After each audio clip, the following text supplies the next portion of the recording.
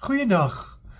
Saul is agter Dawid aan, hy wil hom graag doodmaak en hy jaag hom deur die land vol. Dawid kruip diep in 'n grot weg en onwetend kom Saul ook in die grot in en in die voorkant van die grot raak hy in die slaap.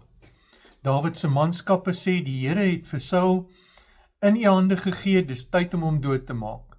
Dawid sluip stilletjies nader en sny die soem van Saul se kleed af en later roep hy hom.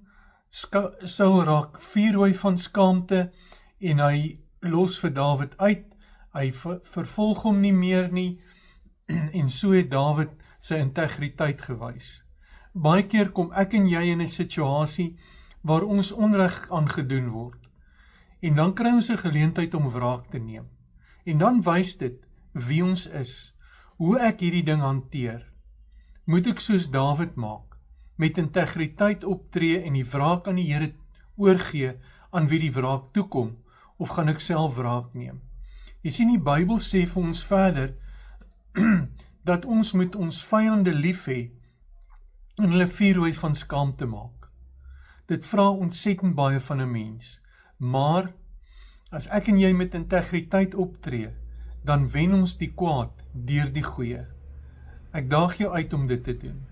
Seën vir jou dag.